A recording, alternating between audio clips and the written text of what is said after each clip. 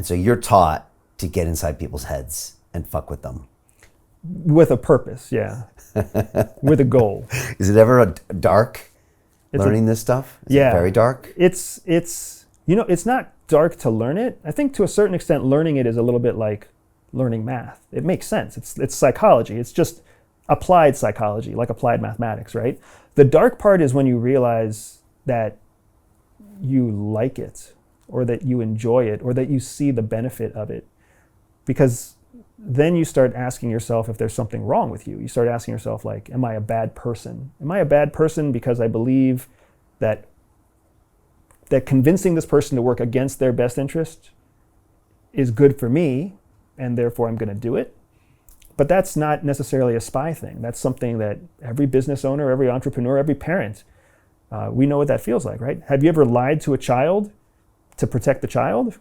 Yes, you're still lying to the child, but you rationalize it as good for the child. You lie to your parents.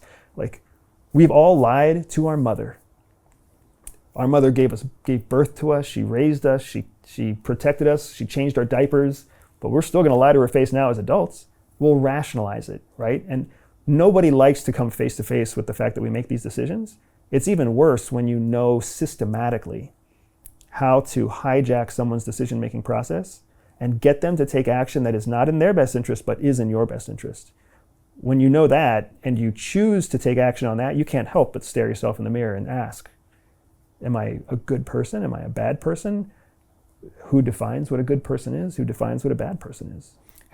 Did you get personally conflicted during your time? Did you have moments of personal conflict? You must. Yeah. Because you must be doing things sometimes that maybe you don't even agree with.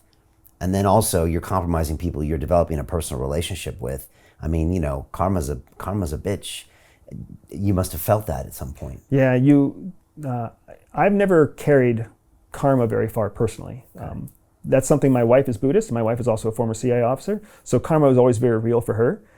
But it's interesting because to a certain extent, she believes that the trauma that she went through at the agency was her way of paying back the karma that she had generated in a previous life.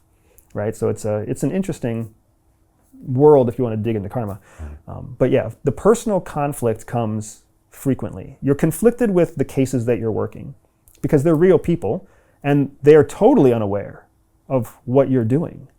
And then you're conflicted with the purpose behind the mission itself, right? Am I doing this because I'm taking a child sex trafficking ring down? It's easy to hurt a person when you know you're ending a ring of something that's immoral. But when you're hurting a person so that you can get trade secrets on what the G20 summit is going to agree to in regards to whether or not they're going to, make some other country part of NATO, now you're like, is it really, is that secret worth ruining these 5 people's lives? And that's before we even get into trade secrets, right? What's the next electric vehicle that's going to be manufactured in China? What's the trade deal that's going to happen between Vietnam and Cambodia? Who's going to agree to the concrete deal to lay the runway for the new international airport in Phnom Penh? You start getting to those are national security secrets. They have a benefit to national security, but are you really going to ruin people's lives for those secrets? And the answer is yes. The answer is, if it protects American lives today or 15 years from now, it's deemed important enough. You're not ruining American lives, you're ruining Vietnamese lives or Cambodian lives or Chinese lives or whatever else. It's not the same, right? And we're recruited, we're hired and trained because we can live in that space. And while we feel the conflict, it doesn't compromise us to the point where we stop working. We just kind of rationalize it and move on. Because you're controlled. Because we're controlled. Do you have guys that raise their hand and say, you're controlling us same way you're teaching us to control other people? That is the big elephant in the room. For many, many years, what ends up happening is you learn these skills and you go out and you operate and you're so full of ego that you're like, I am so powerful. I can't believe I can do this. I'm a CIA officer. I'm a secret undercover officer. This is amazing. And then 2-3 tours into it, you realize that the way that our hiring process works, the way that our promotion process works, the way that our assignments work is just another graduated step of exactly what we're doing to agents below us. And I think that's why you see, especially nowadays, CIA is suffering from massive attrition right now. I think what's happening is that those mid-careerists of the current generation are asking themselves that question and saying, well, shit, you just taught me that if I'm not in control, I'm being controlled. And now I can see how I'm being controlled. Do I really want to stay here? Because if I take these skills, and I'm just the first one to talk about it openly.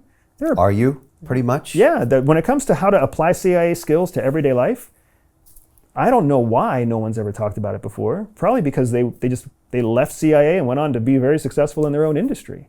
But that's why they do it. That's why they go and get into security. They go and become authors. They go and become consultants, or they become security specialists, or they go work for Google or Apple or whatever else, because they know they can step into basically any role, learn the role quickly, because that's what we were taught to do undercover, manage the chain, manage the personalities up and down the chain, turn everybody into a loyal follower of you, and you've written a ticket to an easy life.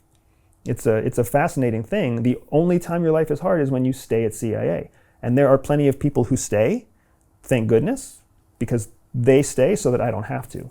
Our country is safer. My children will have a more secure future because of the people who stayed. So I will forever be grateful. That's why you don't hear me say bad things about CIA, because there are men and women making very real sacrifices to be under control by CIA to do what's in the best interest of the United States, not in their own best interest. Hey, do you want to profit from crypto? Then join my DeFi Academy. The Crypto DeFi Academy will help you create generational wealth. But don't take my word for it. Listen to my students. When I first got into crypto, I remember thinking to myself, I need to learn more. Brian Rose, learning crypto, learning DeFi, gotta do it. I am so grateful that I jumped in and did this. I had to break through some limiting beliefs that I can do this, that I can afford this, that I can be in this. It challenges the things that are deeply rooted within us. Joining DeFi Academy has been one of the best decisions I have made on my blockchain journey. This course was a life changer, a game changer, a huge eye-opener, coming from knowing practically nothing at the speed of the learning over 4 weeks was just fantastic. The information you provided in this class was invaluable. I feel far more confident in my next steps. You took complex concepts and made them easier to understand. What's different than so many other ones is it just doesn't tell you what to do. It actually makes you do it. This is for people who are serious about becoming traders. This is the way it should be done. I realized from this learning experience again that it is not about what you learn, but about who you learn it from. The energy was insane. I've never experienced such incredible energy on a live call. Brian Rose, you are a legend, my friend. It's the only thing in the market where you can get all information and learn everything what you need to know. Everything is so clear and so well done, and I'm just forever grateful for this program. It made me feel so much more confident about crypto than I did before. I did not anticipate how passionate I was going to become about it. It's also been like a big learning experience for me, not just in the crypto space, but just in overall balance of life. What I've learned is, how to take ownership, of my life in a way that I really hadn't before. Yeah, you can't put a price on that, really. I would recommend it to anybody, top notch. Excellence does not come cheap. So if you want excellence, you got to pay for it, but it's so worth it. Pull the trigger. That's what this course is about. You're not going to regret it, really. It's amazing. Thank you, Brian and team. So what are you waiting for? Crypto is happening now. Click the link below, submit your application, and let me mentor you on how to create generational wealth and build the decentralized financial infrastructure of the future.